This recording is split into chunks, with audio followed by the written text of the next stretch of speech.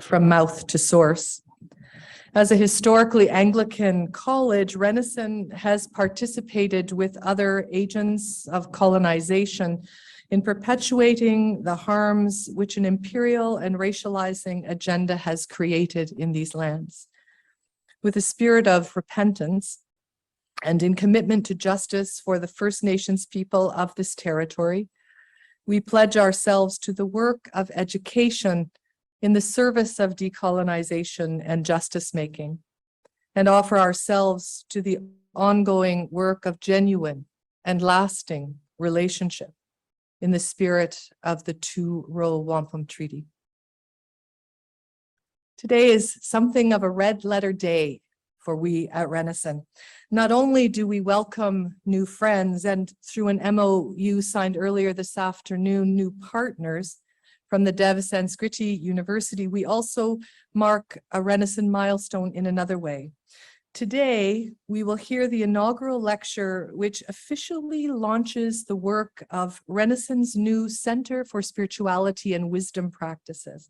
This center hopes to create a space for conversation and engagement in matters spiritual for a context.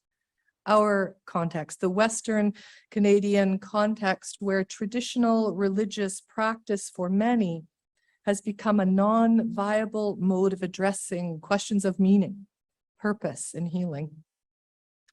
Inviting a wide variety of voices to speak into this space, we hope to open up new pathways for communication and understanding in support of the best becoming of all members of our increasingly beautifully diverse Canadian society. Thank you all for joining us today as we launch this bold new undertaking. I would like to offer particular words of thanks also today to all who have worked so diligently to prepare not only for today's event, but who have supported the imagination of our new center.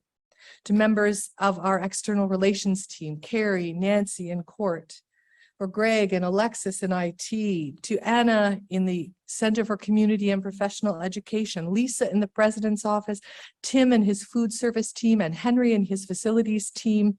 Thank you all for your many labors in support of this project. Also, a couple of housekeeping notes for today's event. We are recording the lecture so that you will be able to listen to it again, and those who are unable to join us either online or in person today will be able to hear the lecture after the event. And also, we will have time for questions. Dr. Pandya has kindly agreed to engage in dialogue after he has concluded his address. Nancy and Court will facilitate that question and response period for us. So then, without further ado, it is my deep privilege to introduce today our speaker, Dr. Chinmay Pandya. Dr. Pandya is a spiritual leader and scholar of international renown. He serves as Pro-Vice Chancellor of Dev Sanskriti University in Hardwar, Northern India. Dev Sanskriti University was founded in 2002, offering inclusive educational opportunities across the demographic spectrum of Indian society, work which leads to both undergraduate and graduate degrees in a variety of disciplines, including the terminal degrees of Doctor of Philosophy, Doctor of Literature, and Doctor of Science. The Dev Sanskriti University models its educations on the philosophies of the movement's founder, Sri Ram Sharma, reflecting a commitment to holistic health and well-being. Educated in medicine and psychiatry in both India and the UK, Dr. Pandya served as a specialist treating dementia in older adults for the West London Health Service before returning to India to carry on work begun by his grandfather, noted seer and philosopher referenced above, Sri Ram Sharma. The movement begun by his grandfather, the all-world Gayatri Parivar fraternity, has more than 100 million members, including many in this region of Canada. We are delighted to welcome their representatives today. In demand around the world as a speaker and mentor, Dr. Pandya works to expand the horizons of whole person education through yogic practice, which integrates an inclusive vision of mental, spiritual, and physical well-being as essential to the development of human potential. Among many other responsibilities, Dr. Pandya serves on the governing body of the Indian Council for Cultural Relations, as editor of the Dev Sanskriti International Journal, and as chairman of the South Asian Institute for Peace and Reconciliation. Perhaps more than anything, what I would like to say as I introduce Dr. Pandya this afternoon is that he is, in my experience, a beautiful human being who radiates peace in all that he does. Please join me in welcoming Dr. Pandya to the podium.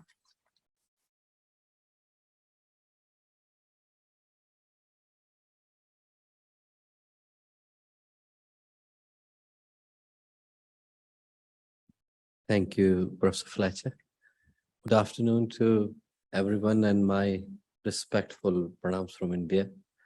It's such a delight, privilege and honor to come to Renison University College and on behalf of the entire fraternity of Gayatri Parivar, more than 150 million members that we have got, and the fraternity of Gayatri Parivar here in Canada, I convey our utmost gratitude to Professor Fletcher for so kindly hosting us and the entire team of Renison for not only hosting us, but making this experience most generous and hospitable to all of us. The theme that we have got for this afternoon's presentation, called Human Excellence, had been the center of Indian wisdom tradition for a very long period of time. And the significance of today's discussion becomes even much more important in the current times, because we are passing through one of the most exceptional times in the history of mankind. Last 2 years, we have witnessed the global pandemic, and then we are also passing through a huge geopolitical shift in the European segment. So in such times of pain and sorrow and stress and strife and anguish, I believe that these kind of efforts, which allow people to connect with the deeper purpose of the human life, they prove to be more important and of colossal significance than ever before. When entire humanity comes under the threat, then humanity alone has the power to rise above it. And I think today's effort is actually in that direction. The wisdom of Indian tradition, it's so hard to actually bring that into one single kind of talk, but we will make an attempt. We'll make an attempt, but to make an attempt, I think it would be important if I ask everyone to think about a time like 2400 years ago, when Patanjali was writing the Yoga Sutra, the founding philosophy of yoga in India, and Charak was writing the Ayurveda, the medicinal system of India, and Kautilya was writing the Arthashastra, the foundation of economy in India. That time alone, India had 32 different schools of philosophy. We had Yoga, Sankhya, Nyaya, Vaisheshik, Darshan, Dvait, Advait, Visishtadvait, Vedabhed. There were so many different schools of philosophy. So naturally, a question comes that what exactly these people were searching for? What was the thing that everyone was attracted to find the answer of?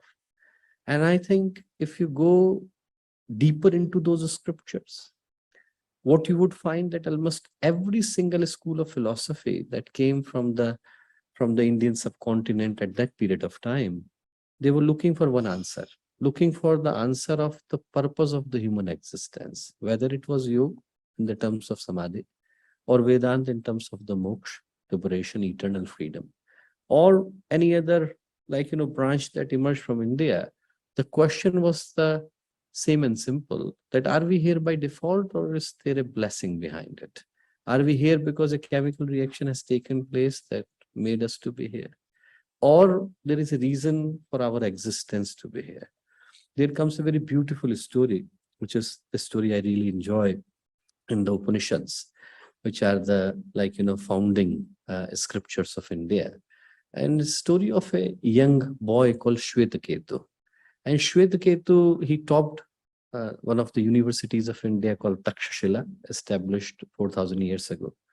And he came home full of ego and pride that he knows everything.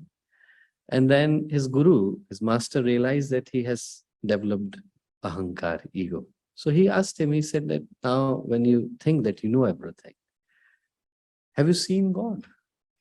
And although he was knowledgeable, he was also honest about it. He said, no, I can cite every verse about it, but I have no experience of meeting God.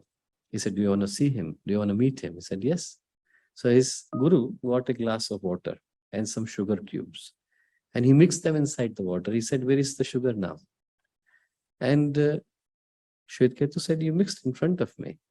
I saw it, but I cannot see it now. He said, how would you know that it is inside? He said, the only way to know that is by tasting the water. Sweetness of the water would tell me that it is inside. So his guru said, same is with the God. He's mixed in the air, Vayu, and in the prana, inside you. Neither you can see the Vayu, air, nor you can see the prana, but you cannot survive without them. He said, same is with the divinity. Divinity is not a science of expression, he said, it's a science of experience. Go deep within you, discover him. Tattvamasi, that divine is inside you. Soham, it is also inside me. And moment Shvetketu realized, he famously uttered, which is called as the Mahavakya of Upanishad, the greatest statement of Upanishad. He said, Aham Brahmasmi, I am the divine consciousness. And that idea that everyone is the mirror of the God, everyone has got the divine possibility and potential within themselves, had been the foundation of the Indian wisdom tradition, that no one, wherever they are born, whatever their background is, it makes no difference. Everyone is the same mirror image of the divinity. And we all have the possibility to manifest that. And the whole journey of the spiritual tradition of India is to manifest that hidden but divine possibilities that we carry inside ourselves. But human lives are gifted. And before we can realize, sometimes it becomes too late to understand it, that how that possibility, how that opportunity came to our door, but we miss to take advantage of that opportunity. Gurudev has written a very wonderful story in a book called Pragya Purana. And his story of a man, he lived next to a village, a river flew from there. And next to the river, there were thousands, millions and millions of stones. And it was said that one of the stone that is lying there is the stone of Paras. And Paras is a mythological stone. You touch it with any metal, that metal would turn into gold.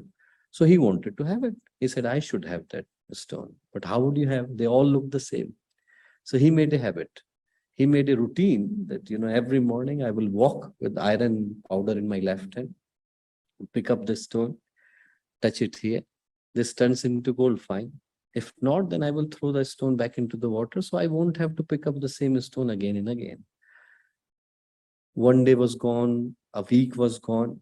After a week, till the week, he could remember, why I'm picking up the stone, why I'm touching it here, why I'm throwing back. Then it became a routine. Routine of picking up the stone, touching it here, throwing back into the water. So a week was gone, a month was gone, a year was gone, 10 years were gone, 20 years were gone. 20 years later, one day he picked up the stone, touched it here, threw back into the water. 200 meters later, he looked at the powder. It turned into gold. Stone is gone.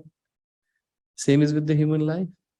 We can turn it into anything, a meaningful journey, whichever way we see it. It has the possibility, it has the potential, it has the quality of turning our life into gold. Living a life where our lives are not only there to increase the population of the planet, but to leave a meaningful legacy. And that's the idea, that how would we make that as the pursuit of our life? How we can make it a life of purpose and motive and agenda, and something that we could be proud of, and the people coming after us would be able to remember that as a divine possibility. And that journey is the journey of the human excellence. So one reason, of course, to create this presentation had been to make a contemporary understanding of what's been talked about long time ago, that how we can make sense of that now. What can we do different to make our lives lives of meaning, purpose, and beauty? But other reason had been very personal. I was working in a hospital in London called Charing Cross Hospital, and I had a boy presenting to our clinic middle of the night, 27-year-old boy. He had an interesting journey. He was one of the most academically bright individual, got the wonderful degree from University of Cambridge. His father was one of the richest men of London, but he unfortunately developed a habit to take cocaine. So he was taking cocaine, and if somebody has been taking cocaine for a long period of time, especially if you are snorting it, then you develop a peculiar kind of hallucination. It's called Lilliputian hallucination. It comes from the word Lilliput, like Gulliver in Lilliput. So they see a small people, imaginary people who are not there, crawling all over the body. They are not there. So he was seeing them. And he also developed diabetes because of taking the other steroids and other such things. So he was using the insulin syringe to dig these imaginary people out.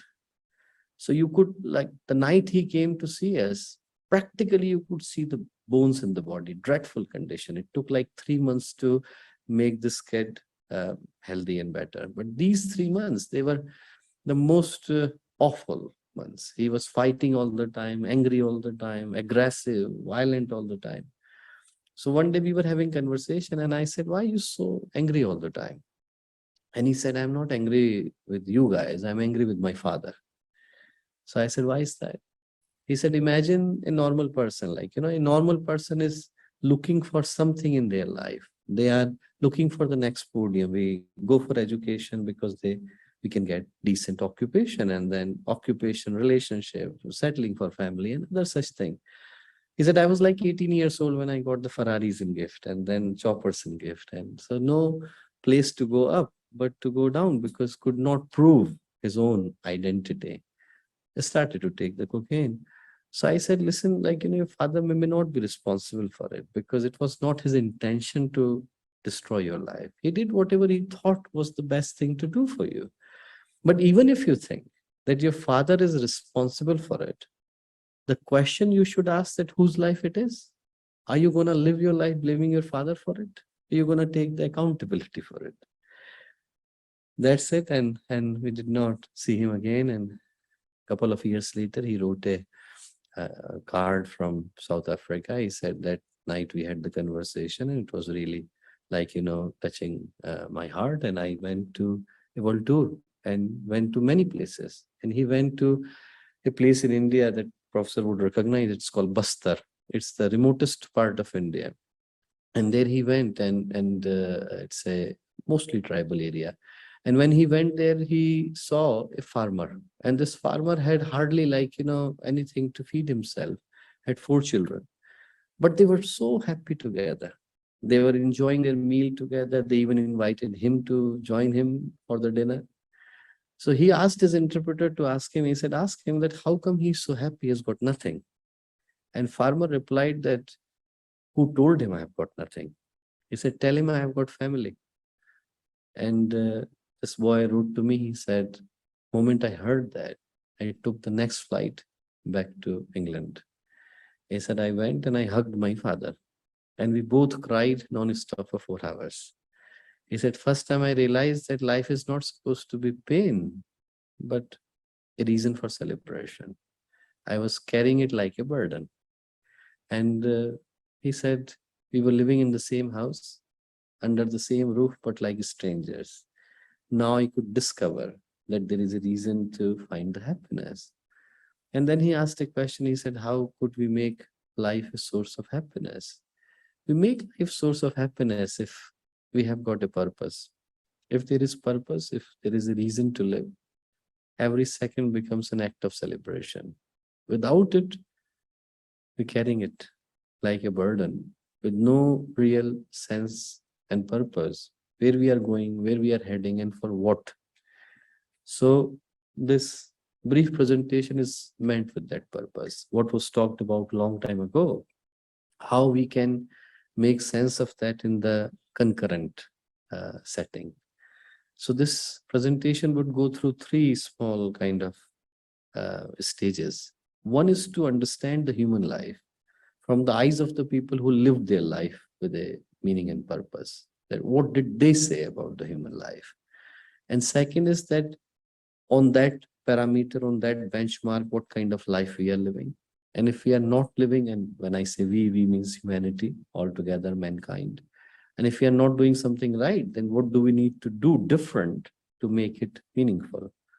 So I start with the sayings of the great people. And when I say the great people, a lot of reference would come from India, not because great people are only in India, they're everywhere, but because the presentation has been created in India, it would make more sense to actually cite them. I start with the saying of a remarkable man from India who had a strong connection with Canada also, Swami Vivekananda. When he was only 32 years old and was one of the first Vedantic scholars who came from India and traveled all the way in US and left a lasting legacy. But he first actually arrived in Canada, and then from Vancouver to Winnipeg, and Winnipeg, then he went to Chicago.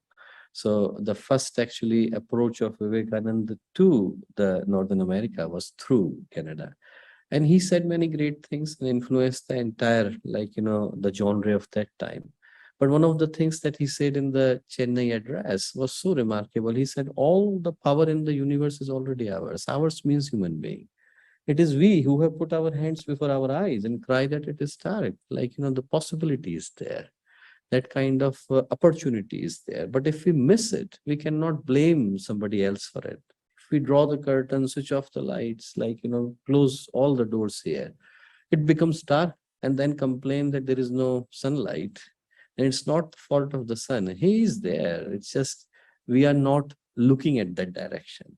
It's like every single human being, they are gifted with the possibility. But if we miss that, then it becomes hard to find the compass of our life.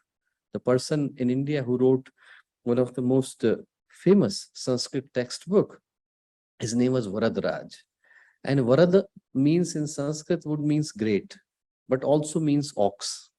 He was not called Varad because he was great. He was called Varadaraj because his mind was like an ox. Teachers hated him, parents shunned him. Nobody wanted to sit next to him. And they said, go, and go outside. We don't want you here.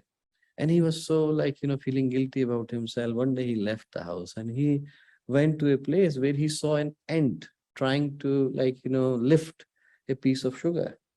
And it was 10 times, 20 times bigger than him. It took him, the ant, 30 times before it could lift it up. And Varadaraj thought that if ant could have it, then why can't I do something about it?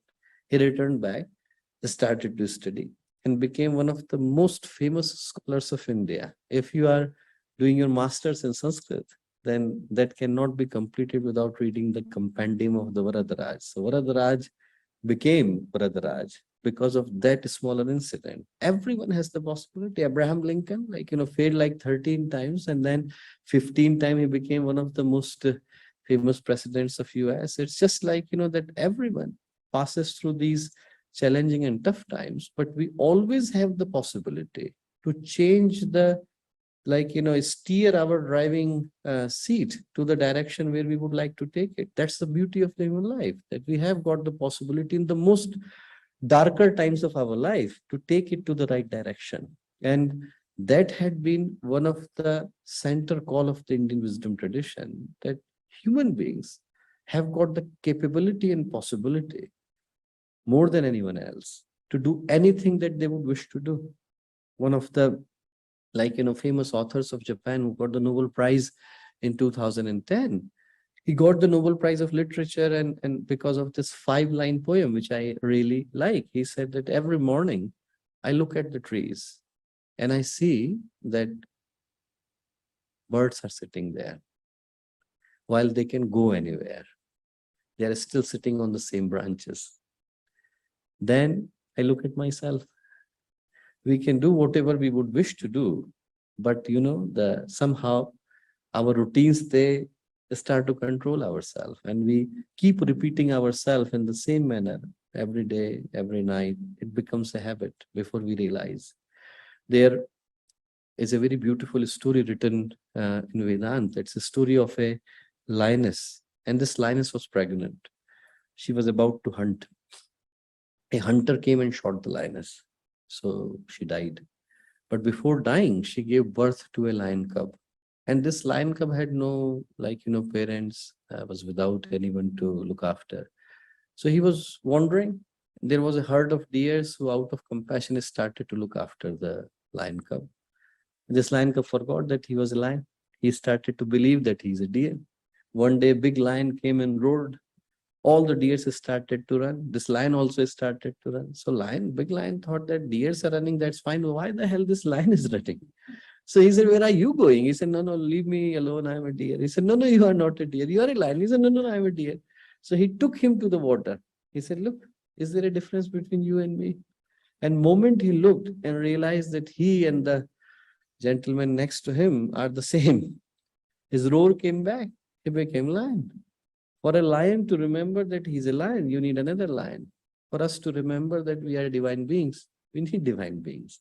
When people like Vivekananda and Gurudev and Christ, they come, they are here to remind us that we have the same possibility.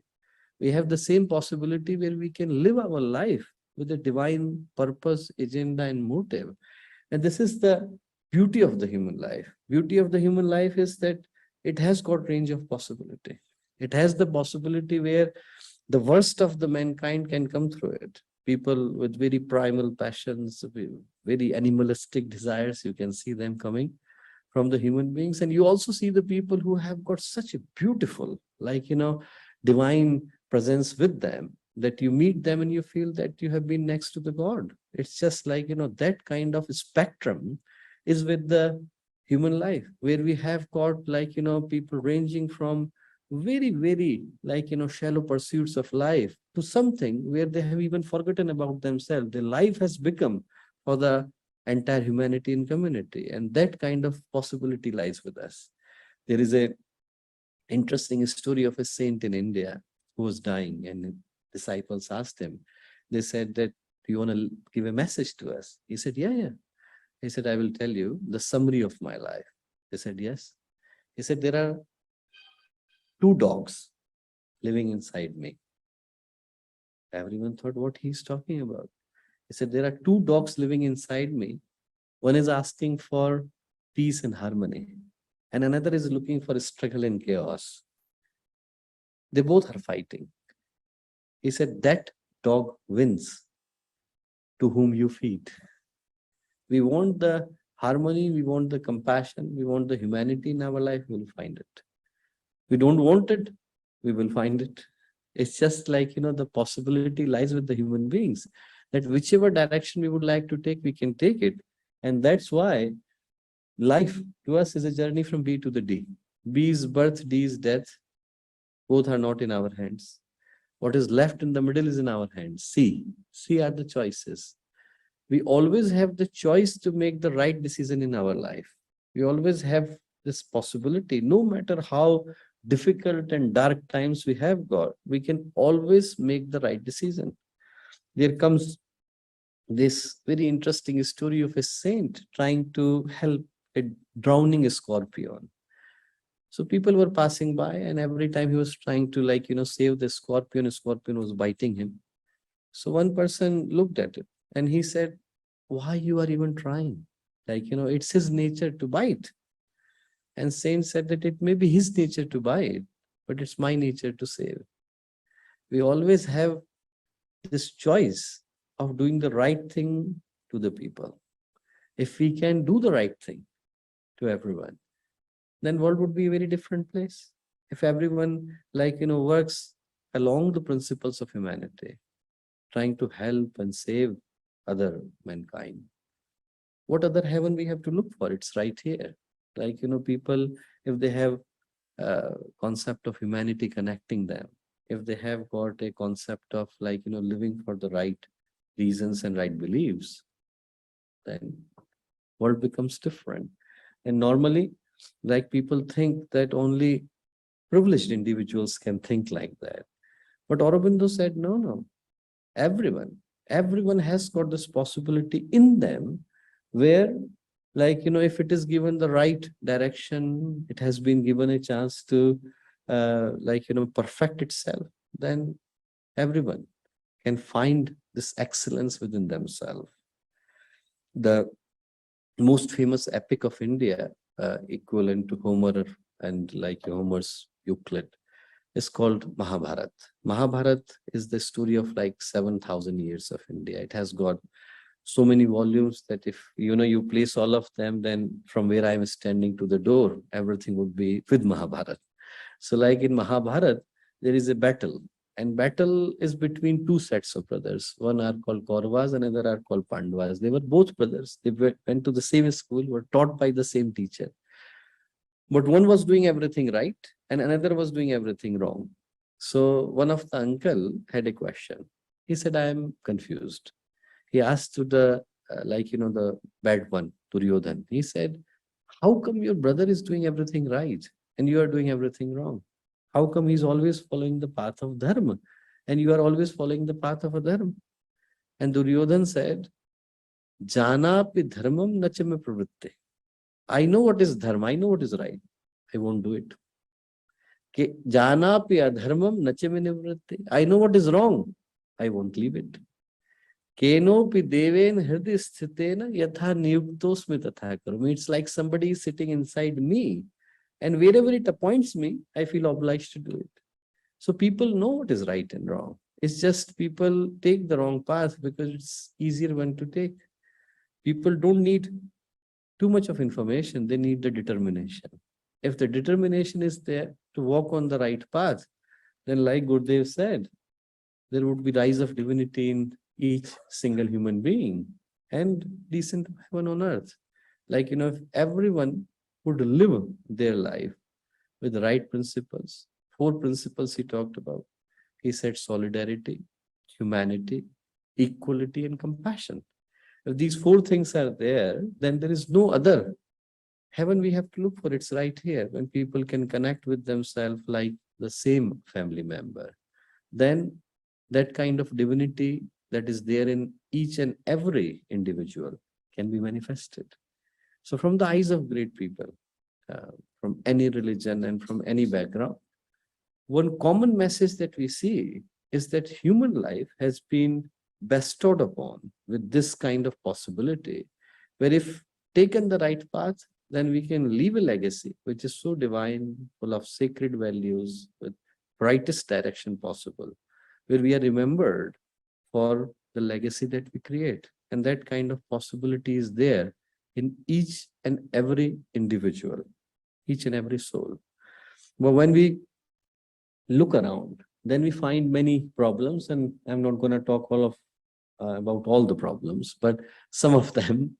And first one to think about is the problem of the environment. And of course, everyone knows that environment is in a drastic condition. I don't think more lectures are needed to tell people about it. But this equation is interesting to remember. Earth is 4.6 billion years old. And if we scale that to 46 years, if we bring that to a scale of 46 years, then we have been here for 4 hours. The human beings have arrived here on this planet only 4 hours ago from that scale. Literally, if you make a scale, a clock from the time of conception till now, then it's 13.6 billion years like history. If you bring that to a 24-hour clock, then we would arrive 1 minute and 17 seconds before the midnight. So our history in the history of the planet is very little. So we arrived here 4 hours ago, and our industrialization, our globalization started a minute ago. And in these 250 years, the 50% of world's forests have been destroyed. Everything from that has taken millions and millions of years in making, that was gone and literally last 250 years. And many things are disappearing right in front of us, from rivers to the species and other such things. And I'm not sharing it so that common man could be blamed. I'm saying it because, the people, I think, I'm everywhere. I have gone to the villages of India. I was recently, few months ago in a village of India. where in Gayatri Parivar, we have a tradition that if somebody has got their birthday celebration, then we gift them the tree to plant it. So she was gifted a tree and she never had a children. So the person who was like, moderating the event, he said to her, she was 67 years old, 10 years ago. And he said to her that, listen, this is your son, like, you can have it. And this struck to her heart so deeply that she asked all the ladies of the village and she asked them to let's plant like, trees. And they managed to plant recently 1 million trees in the last 12 years. So like, 12 years, this single woman that inspired like more than 10,000 women in the area to do nothing but to plant trees every day, every possible opportunity. So they said we would celebrate all the festivals of India, which we have got plenty, like, all the festivals of India by doing nothing but planting trees. And they managed to make a revolution. They were recently like, awarded by the highest award of the Indian government. What I'm trying to say that, people who are walking on the streets, they're probably more conscientious than anyone else. But somehow the people sitting on the top, they seem to not notice it. Like, I was invited to an event where we had many Nobel Prize winners sitting there. And the reason actually to be there was that question that they were discussing is that how to mine the moon. Like, we are here on holiday and now we can go and destroy the other planet. It's like, sometimes so ironic that, you tell people that you plant the trees and you get the oxygen and people may not do it. But you tell them that you plant the trees and you get the free Wi-Fi signal, probably people would do it. It's just the priorities have changed, like, because this progress and development has taken place.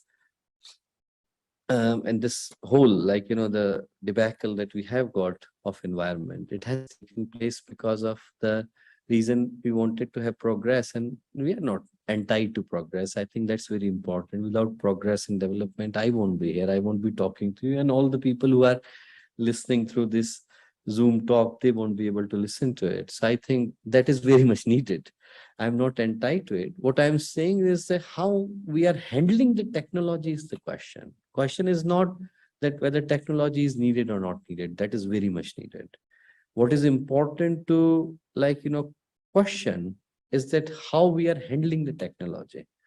There was a very interesting story of Acharya Shankar, like, founder of Vedantic philosophy in India. He was going one day and he saw a farmer, like, taking a buffalo for a stroll. So he said to his disciples, he said, is farmer taking the buffalo or buffalo taking the farmer? They say, of course, farmer is taking the buffalo. So he went ahead and released the rope. Now, buffalo was running and farmer was running behind him. They said, now who is taking whom? And it's the same situation with mankind in some ways. Like, we invented the technology so that our lives could be easier. But now everyone's life is so much dependent upon it. Like, people don't even remember the home address and the telephone of their own without, like, Googling it or checking it on their phone. So many things, like, good have happened with the technology, but some things that came along with it. Number one, that I believe is the challenge, is that it made the lives of the people more solitary and lonely than before. Earlier times we had, like, people, they could go out, socialize a little. But since the time, like, everything has come under the phone, your relationships are there, your shopping is there, your banking is there. People have become more and more alone in their approach. There was a joke, like, in London, they started to offer a program for people, and they started it as a satire, like, that how to talk to normal people, because everyone is chatting.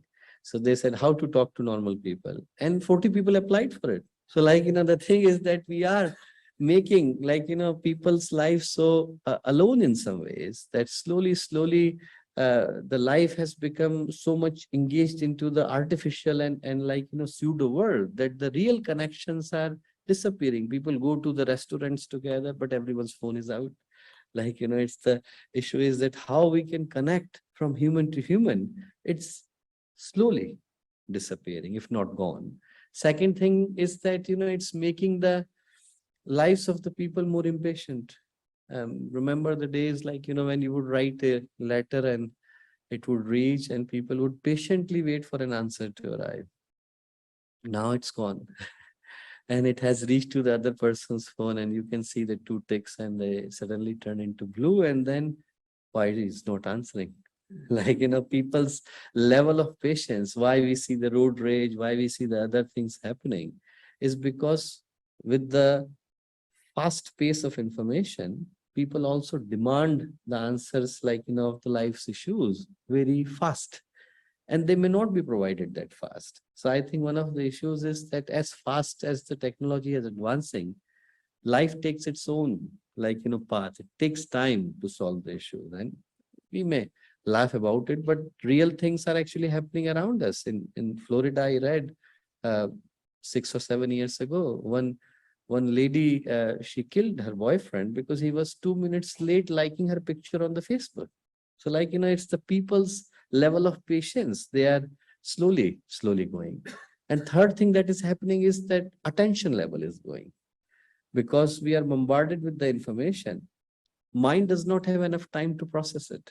In Cambridge, they did a piece of research like maybe 40 years ago of checking the average level of attention of the people. So if you take a group of 40 people like here, then everyone's like attention level would be different. One will be able to pay more attention to certain thing as compared to other. What they found that average level of attention span was 22 minutes. That's why the TV serials, they used to be 22 minutes long. So that's why you get like, 8 minutes of advertisement and 22 minutes of content. So they did it. Now, when they repeated the same experiment, it's down to 18 seconds.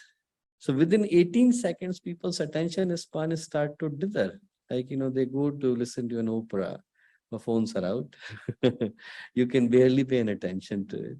You are listening to Tchaikovsky or like, or Bach or Mozart, but then people are checking their phones all the time. Like, what is happening, what's the new, and there is no significant development taking place. It's not like, I became the Prime Minister of India and I have to decide about nuclear arsenal. It's just like, it's just some silly piece of information that I won't even pay attention to. And I would like, forward it without even reading it sometimes. But people are distracted all the time.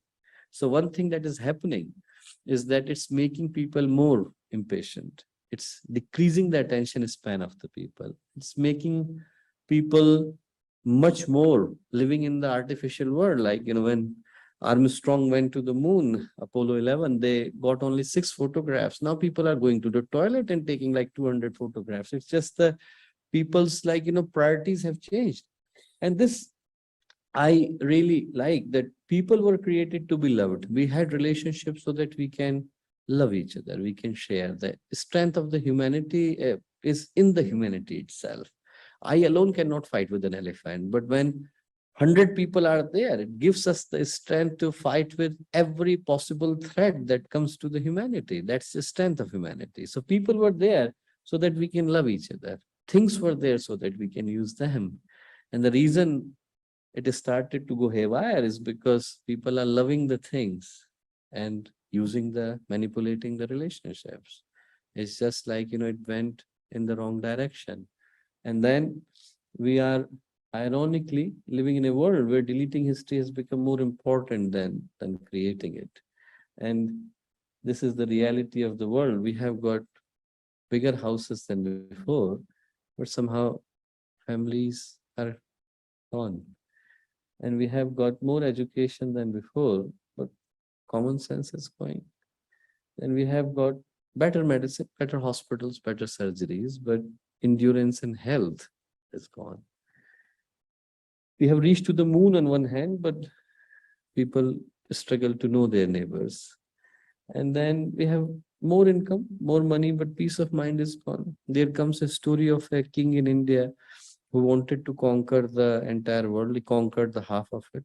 And then his guru said, why are you doing it? He said, I want to conquer the entire world. He said, imagine you have done it, what you would do. He said, I would have a huge mansion. And then he said, lots of servants. And then he said, lots of money and everything. He said, imagine you have done everything possible. what you would do. He said, what kind of question is that? I would relax and enjoy. So Guru said that that's what I'm doing right now. Why do you have to conquer the world to do it? It's just to find the peace of the mind. We just have to go within ourselves. And then we have got better knowledge, but the wisdom that we are searching for is missing. And the worst of all, we have populated the earth, but humanity seems to be struggling. So this unfortunately becomes the race. People are running after it, but before they realize it becomes too late. Like Gorky has written a famous story called 6 Feet Underground. It's a story of a man who heard that in Siberia they are giving land for free. So he went there. He said, are you giving land for free? And the elder of the village said, absolutely free. He said, what do I have to do to get it? They said, nothing. Come tomorrow morning, the sun would rise, we will give you 4 flags. You run as much as you can run in the north, run. Plant one. East another one, west another one, south we are standing. Whatever you cover belongs to you. He said, that's it. And that's it. How come no one has won it so far? He said, oh, run tomorrow morning, you will know. So next morning came, moment sun, rose, they gave him 4 flags. He started to run. More he ran, more greedy he became. More he thought, this all belongs to me. So he thought that why I'm running with the food. So he threw his tiffin. He said, I can go far without food. One day I'm supposed to run without food. Who cares? I can go. Water, he got rid of the water. Then he thought I can go even further with with all these winter clothes, I cannot go far. So he started to run naked. 2 o'clock, he remembered that I was supposed to plant the flag. He planted one, then another one, then another one. And Gorky has written that sun was setting and this man was running in Siberia without food, without water, without clothes. Energy was going. 6 feet before the finish line, he collapsed. Then he regained the consciousness and he saw that moon was already halfway and the village already gathered there. An elder of the village started to clap. He said, you came too far. He said, other became so greedy they never returned. They are still planting the flags. So he said, what would you do with this piece of land that's left between my fingertips and this finish line? Thought maybe they will give the discount. So the elder of the village said that we are waiting for you to die. We will dig your grave. That's the only land you take, 6 feet underground. So people are running. Life becomes a race. And we forget that the real reason for life to be there is to find the purpose in it. When we look at the life of the enlightened beings, living for humanity, living for others, living for a purpose, living for compassion, living for a cause that would give direction to them and to others.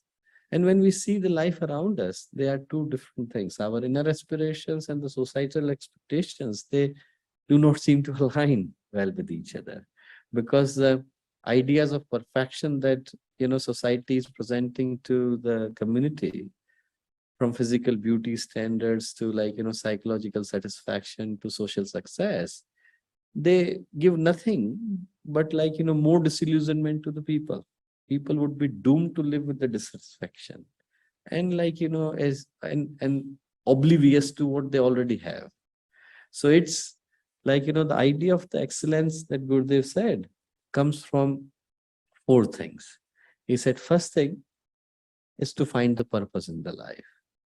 And in purpose, he said that without purpose, our lives are like a pendulum, moving a lot, but not reaching to a destination. Just because I'm busy does not mean that I have found the purpose. Just because I have got no time to think about even for myself does not mean that I have got a reason to live. It's just people confuse being heavily occupied as having a divine objective in the life. It does not come from what we do, but why we do it. Or having a purpose, it does not mean that I have to create a university and institution. Having a purpose would mean that even finding the right thing to do in the smallest, things of the life. And sometimes people think that how can we have the purpose? We are too late, or we are too young, or we don't have the money to do it. So selected some examples of the common people who had the purpose, and they lived their life with greatest purpose. The person on the left-hand side that you see here, his name is James Harrison. He was given the highest award that any civilian could receive in Australia, Victoria Order of Merit. Then he was given the knighthood in England. Then he was given the highest award a French government could confer to anyone. And he's only a bricklayer. He had no education. He was living a very simple life. What did he do so special to receive such a big accolade, and not once but 3 times? The story is that he was 13 years old, was going on a bike. He was hit by a truck and he was lying in a pool of blood. He was taken to the ICU, intensive care, and 14 people donated blood to save his life. So when he came out of the hospital, he said, I was saved because so many people donated blood to save my life. So first thing I would do when I would turn 18, which is the legal age to donate blood, is that I would donate blood and I will give it to 14 people. That's what he thought. So he turned 18. He went to the hospital. And if you are giving your blood, donating blood, then they check your blood that it is safe enough to be given to other person. So they checked it and they found that his blood had a unusual plasma, which if given to those who babies those babies whose mother and father have got mismatching blood groups, they call it rhesus incompatibility in medical terms, then their lives could be saved. Sometimes the blood groups are different and mother and father they have. So these kids, they have got hereditary spherocytosis. Their red blood cells are so small that they would not survive. So they need transfusion again and again. And his blood had a protein, which if given to those babies, then their life could be saved.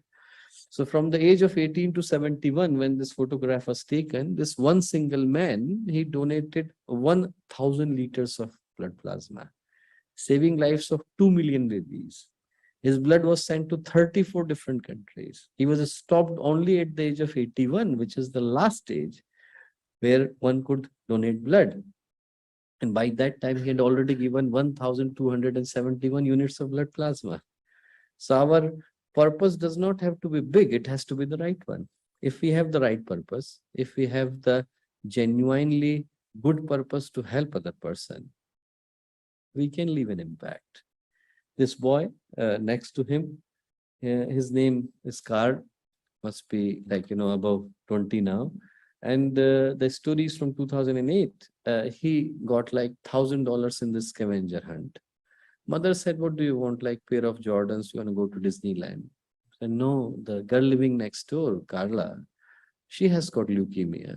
Can I give it to her? And he phoned the mother. He was living in Chicago at that time. So he phoned the mother of this girl. And mother started to cry. She said, I'm not going to take money from an 8-year-old boy. But she told her story to Chicago Tribune. When the story was published, money was collected to save the lives of 200 babies. It was before the times of social media. To save the lives of 200 babies on the day one. So anyone can have a purpose. An 8-year-old boy can have a purpose. A 71-year-old man can have a purpose. And then we have got this another one. Thank you, Nancy. Her name, that the lady you are seeing on the screen, her name is Suhasini Mistry. As you can see, she is a vegetable vendor coming from a very small village in India called Medinipur. That's in West Bengal. So she was 21 years old. Her husband contracted an infection and they were going from one hospital to another. By the time he could receive the right medical attention, it was too late. So she lost her husband, became a widow at the age of 21. And that time she had no education, had 4 mouths to feed. And the youngest one was 3 months old. And she said, if there was a hospital in my village, I could have saved my husband. So she said, I will open a hospital. And whosoever she told this story, everyone laughed. They said, how can you open a hospital? You can barely find a food for the evening. But she said, no, I will open a hospital. Long story short, one of her son, Ajay, became a renowned doctor in India. He was given a position in one of the best, hospitals of India, and he left it. He left it to go back to the village and help the mother. So the professors and peers and colleagues and friends, everyone thought that this guy coming from such a humble background, how can, he leave such a decent job? So they went to the village to see what actually prompted him to leave it. And when they went there and spoke to the lady, Suhasini Mistry, his mother, then they started to cry. 37 years were gone. This lady had saved nothing apart from saving whatever she had for the hospital in the village. Never purchased a pair of clothes for herself, nothing for the children. Every single penny that she was saving was to open a hospital in the village. And all she could save was 22,000 rupees, probably equivalent to 350 Canadian dollars. More or less, I don't know. But not a significant amount of money. You can't open a hospital with that amount. But when people heard the story, one person donated the land. Take it, make a hospital for free. Builder said that we will build it for free. Electrician said we will fit it for free. Plumber said we will fit it for free. Doctor said we will treat it for free. And pharmacist decided to give the medicines for free. So she opened a hospital called Humanity Hospital, from poor for poor.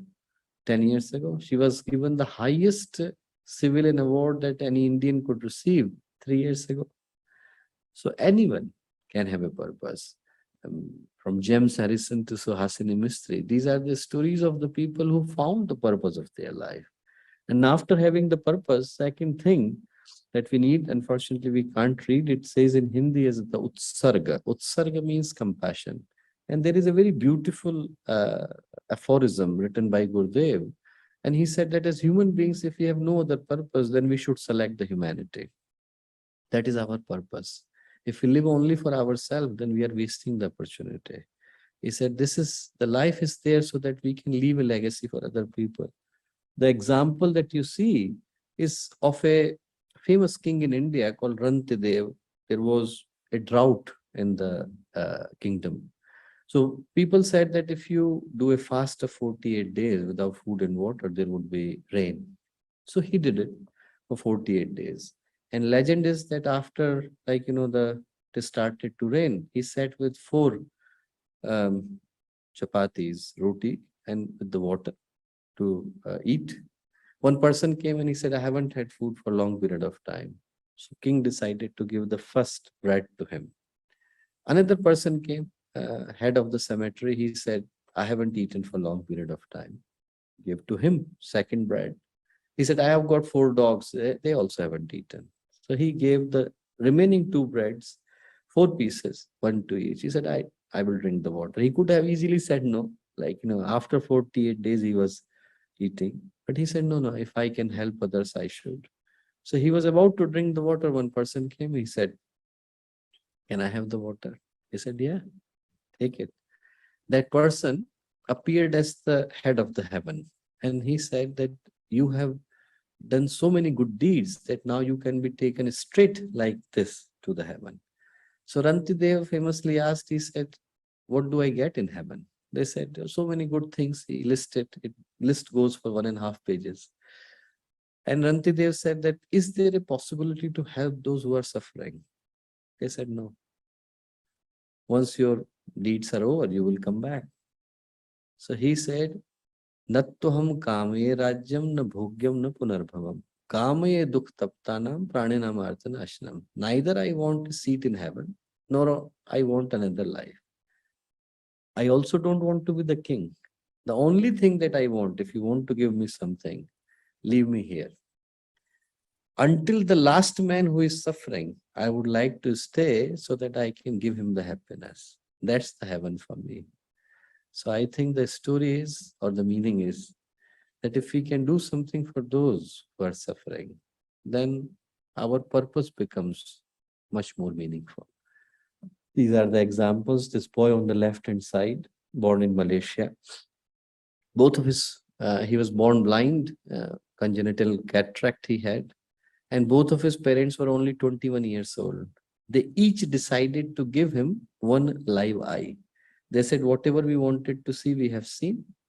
At least he should have a future. Compassion. Then we have got these two blind men, they were really struggling to open the tap of the water. There was a monkey on the tree. When he saw them struggling, he came to open the tap of the water. So if animals have it, then surely we should have more. One is the purpose, then the compassion, then comes the commitment. And I'm sure everyone would know Terry Fox here. The person with one leg, after developing osteosarcoma, he decided to run for those people who could not afford to have the health care for themselves. And he ran 143 days non-stop, covering 5,373 kilometers. We are literally sitting in England with that much, he covered. And he collected 300 million Canadian dollar that created the first cancer research. So when it comes down to commitment, anyone can have it. People take the good pledge, but they struggle to stick to it. So to have the purpose, to have the compassion, then to have commitment, and then I have got a video clip to share with you.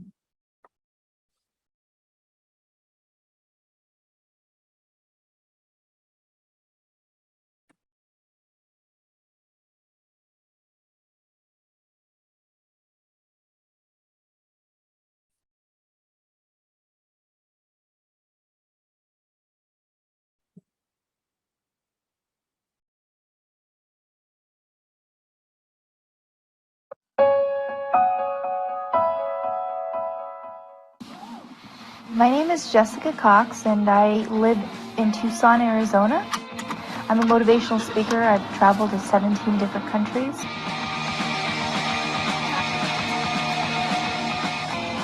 My situation of being born without arms requires a lot of creativity. I would see all the kids around me climbing up the monkey bars or climbing up the slide, and for me, I felt somewhat frustrated because I was prevented from that. I wanted to run up and climb up that slide just like all the other kids. Sometimes I would vision flying over the playground and being Superwoman.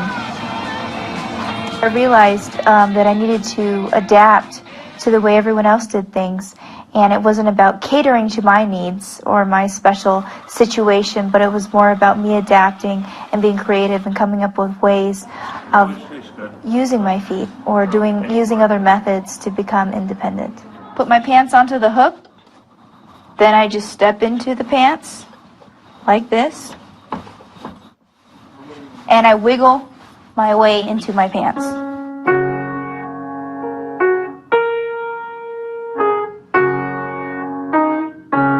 I've heard the saying a number of times that, life is 10% what happens to you and 90% of how you respond to it. So that's why I fell in love with psychology. Psychology fascinated me in that sense that it really did credit a lot to how we thought.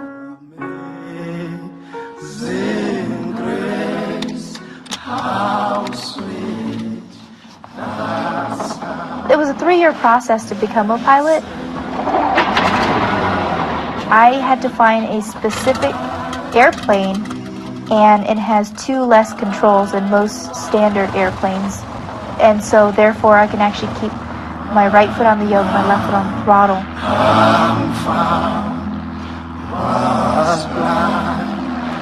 The most incredible, most empowering experience I've ever had. It's that feeling of being free, of being, in the sky, and just that incredible feeling of being up there. What I enjoy is not really knowing where I'm going to be next. In the next 4 months, I'm going to be in 4 different countries. And I remember promising myself I would never again wear those fake, heavy, prosthetic arms.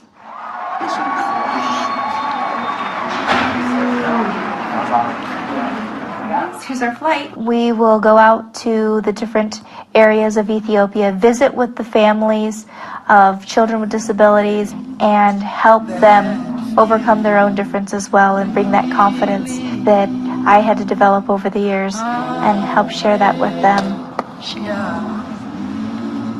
The achievement that I am most proud of, I think, is maturing from someone who was angry and upset about being differently abled, or being someone who was different, to now being able to celebrate that and use it as an opportunity to give hope and inspiration to other people.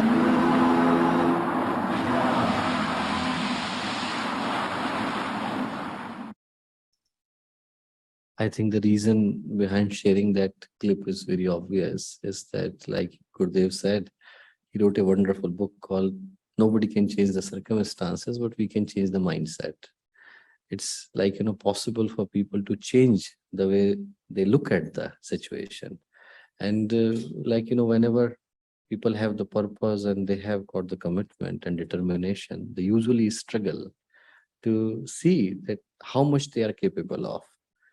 We have the story of Terry Fox, then we have the story of Jessica, who is the first armless pilot in the world and did remarkably well. Then we have got another one to share with you, that in case one had nothing.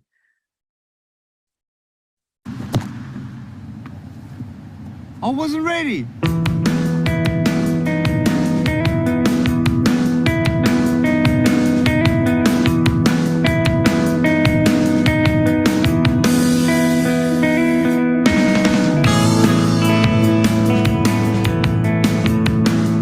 I have no arms and no legs, but I'm very thankful that I have my little chicken drumstick here. People freak out when they see me for the first time. It's so cool. I was at a water slide all by myself. Everyone obviously at the bottom of the slide is looking up and waiting for other people to come down, and here I come and they're freaking out. They're like, like this. And I was so tempted to look at myself and go, what happened? And there were times where I sort of looked at my life and thinking, well, I can't do this and I can't do that. And you keep on concentrating on the things that you wish you had, or the things that you wish you didn't have. And you sort of forget what you do have. And there's no point, I believe, in my life where I wish I had arms and legs, I wish I had arms and legs, I wish I had arms and legs, because wishing won't help. But what I've seen in life are just a couple key principles, and the first thing that I've seen is to be thankful.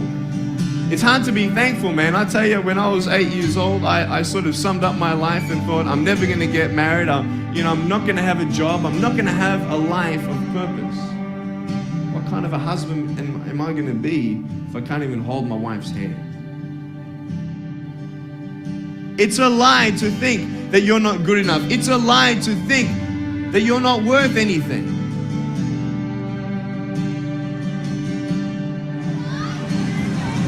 Oh boy.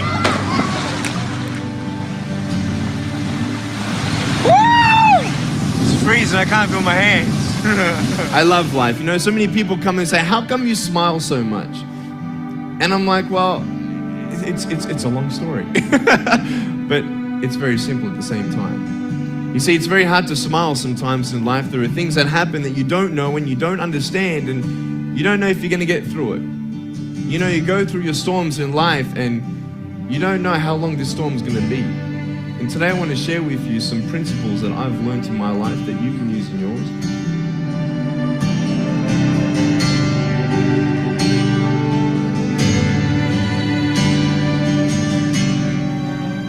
Being patient is beautiful. I tell you, it's the hardest thing. But I realize I may not have hands to hold my wife's hand, but when the time comes, I'll be able to hold her heart. I don't need hands to hold her heart. It is scary to know how many girls have eating disorders. It is scary to know how many people are just angry at life because of their situation at home and angry at others. It's scary to know how many people actually feel like they're worth nothing. Every single girl right here, right now, I want you to know that you are beautiful. You are gorgeous just the way you are. And you boys, you're the man. On this DVD, I share my experiences. So returning back to the last stage of the presentation, I think the message that I was thinking of sharing is very much clear. That the life of the excellence is there if person has got an individual has got a life of purpose, along with the compassion, along with the determination. And the last thing that we need, it would say in Hindi called Utthana. Utthana means collective good, that our energies are utilized for making society a good place. Because destroying something does not need, special skill. Anyone can do it. But building it requires everyone to come together. If somebody is walking on the street and someone comes to stab him, he doesn't need a qualification from the university that, I can stab anyone. You don't need a diploma for that. But to repair the wound, you need to be a qualified doctor. To do something good in society, to leave a meaningful impact, everyone with a good heart should come together.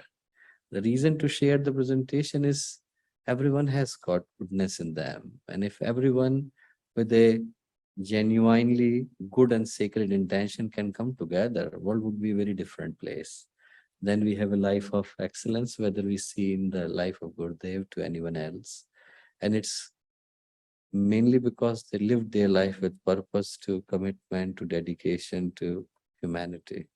And that is the only thing that we search and seek for in this presentation of sharing the ancient wisdom practices, but in a very contemporary context. So I hope it was of some meaning and utility to all of you, and thanks for so patiently listening. My pranams goes to everyone, along with the invitation to come to Haridwar in Himalayas whenever you possibly can. Those people who have already been to, they can come again many times, and those who are yet to come, this is an open invitation. You only have to make an arrangement to come to Delhi, and rest is our responsibility. So, Ram and generous invitations. We do have time for Q&A. You can just let us know when to wrap. Nancy's looking at online questions. So, inside, is there anyone who wants to start with a question about it? Nancy, is there anything going on? Yes, excuse me. The first one says, you were a doctor in the UK, and now your life is devoted to the betterment of society. Is it possible to share your personal, what inspired you, personal incident or what inspired you to move from that profession to what you do now? One of the incidents I already shared when I started to talk. And in addition to that, I think the one thing that really inspired not only me, but most of the people sitting here is the life of Gurudev. Like, he imagined a person who for 42 years of his life lived in solitude. So he was in the Himalayas doing his penance, and remaining 38 years, he wrote more than 3,400 books on every single dimension of humanity, established the entire fraternity that we call as the Gayatri Parivar, and lived his life as best as possible for the betterment of humanity. He took nothing from the society, and with all the 2 pairs of clothes that he had, he worked relentlessly to make society a great place, reminding people how, their good deeds can change the world. And seeing him from close, it was the only thing that allowed us to always think only one thing, that how we can do something good to make society a better place to live. So I think from personal experience, that may be the reason of seeing his life from so close and getting inspired from it.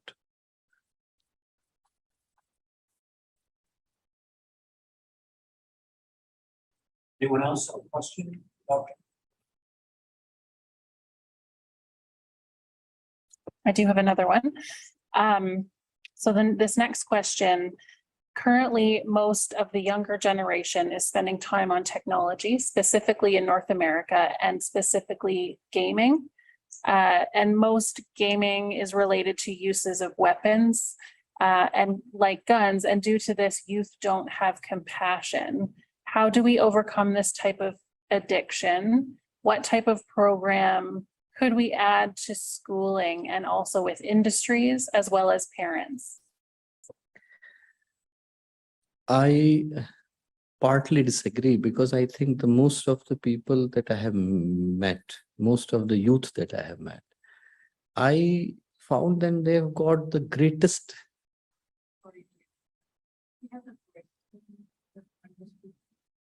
Huh. It's actually asking about whether the current sense of violence and aggression in the gaming, how is that affecting the youth, and how can we do something different, more or less along those lines. But I think what I was saying, that I partly disagree because most most of the youth that I have encountered with, I found that they are so compassionate, probably more compassionate than I could ever be. They have got a greater sense of a direction for the humanity. In Hindi, we have got a word called Disha Dhara. Disha means direction, Dhara means the energy. And they go together. That people have got the energy. Only thing is that it needs to be given the right direction. So if there are more and more platforms, like people would turn towards gaming and people would turn towards violence and aggression, only if the energy could not be utilized for the good cause. And there are people there are people who are doing really, really good things in their life.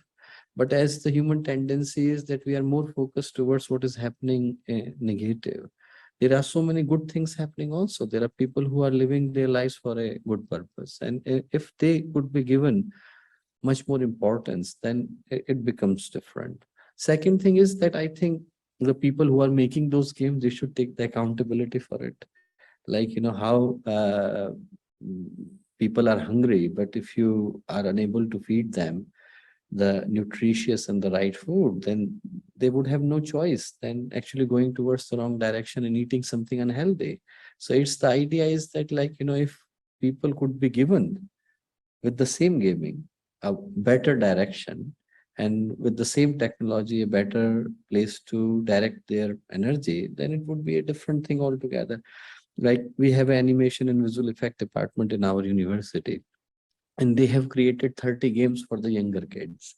And these kids what they can do different, how they can pay it forward, what kind of things that they have done which would change the society, and all these things. And the same technology could be used to give people the right direction also. Of course, we are talking, it's also based on the technology. So the idea is that you have the tool, but how you make the best use of it. And if we make the best use of the technology that we have, then we can give, no doubt, the sensible direction to everyone.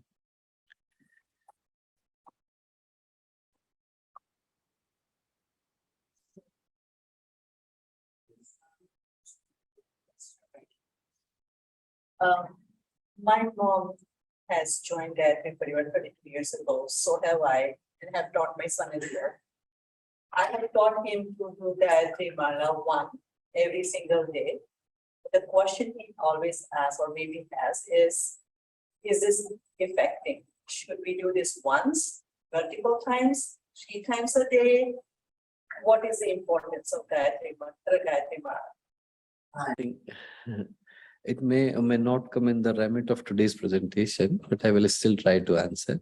The purpose of the Gayatri Vita is the betterment of human personality, because the word Gayatri, it would mean Gayana Pranana Trayatesa Gayatri. The power that protects us and take us to the righteous path and righteous direction is called Gayatri.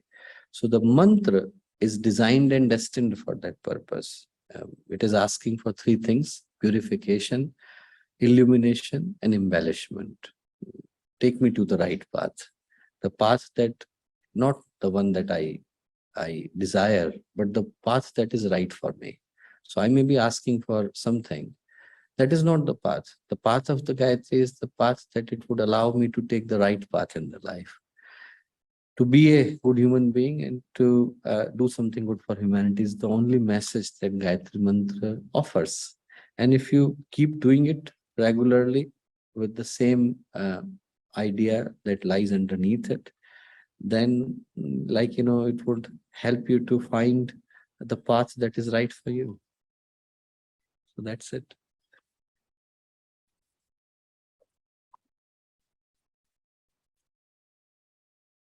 Then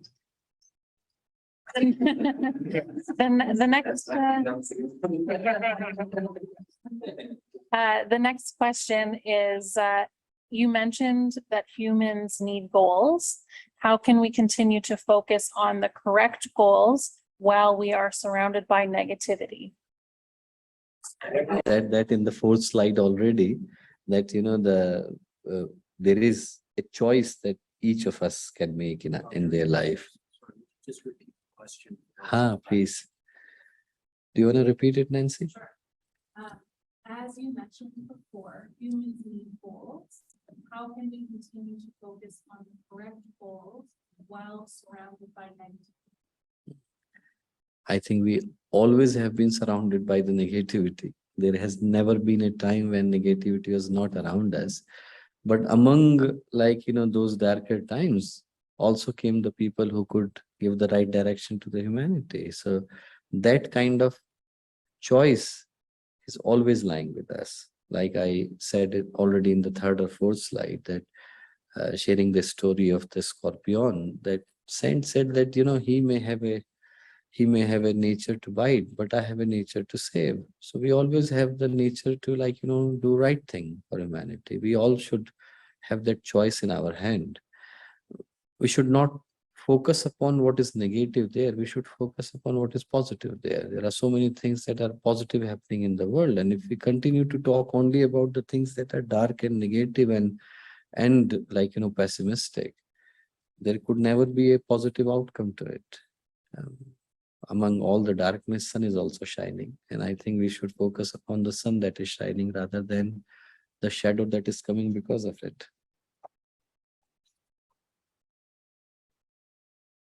I think I wrap it up now.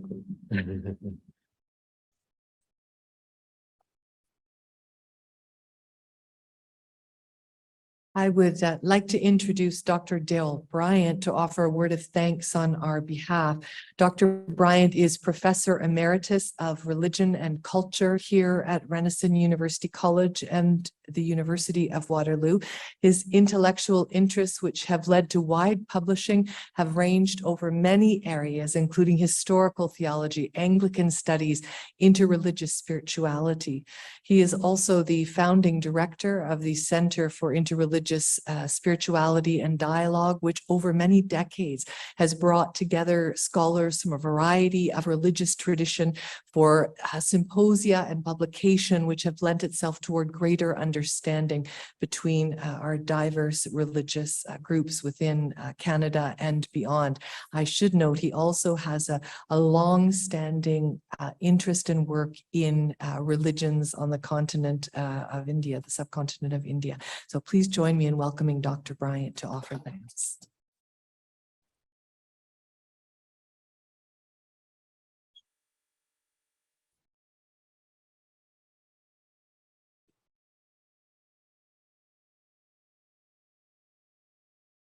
Quite an experience. It's really wonderful to hear you and to weave your lecture in such a way that you cannot help but being moved by it and moved in a very positive direction. It's a kind of peculiar capacity that many Indians have.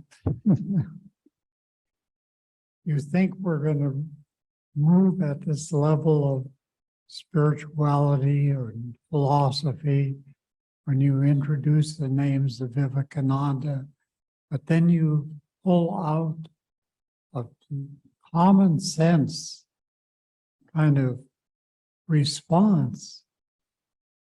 And I remember once standing in line in Calcutta, and one of the last times I took a group of students, these were older people in India, and the line was quite long, and people started talking about Vivekananda, and the Indian people in line behind us, an 18, 20-year-old guy sort of picked up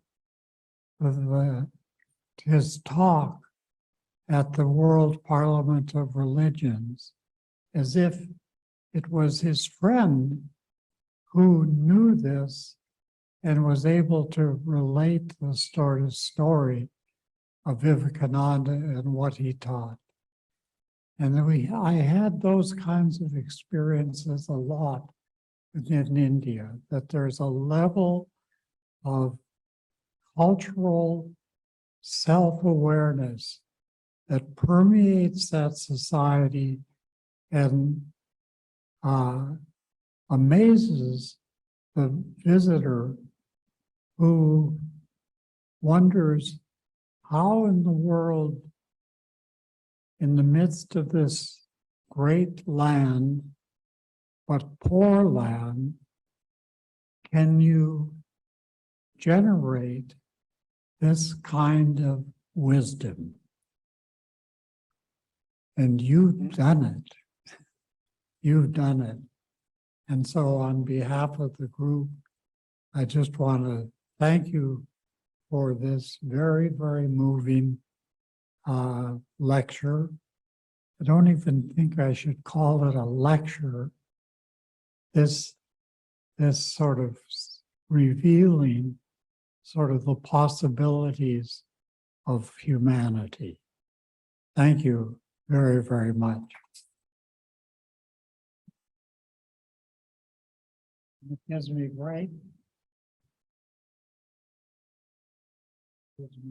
pleasure. Yeah.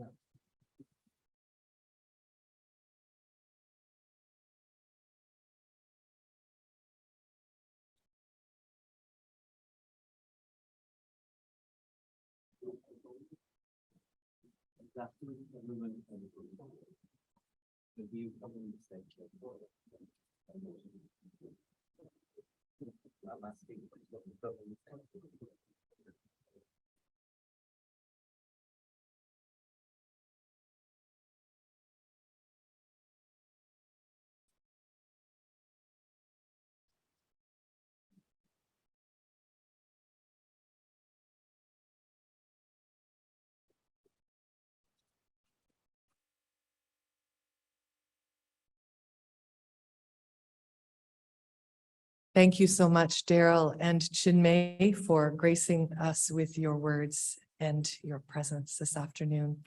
Thank you to all of you for joining us for this inaugural lecture of our new center, with so many hearts twinned around a vision of a world made more beautiful by our concerted work together toward acts of compassion.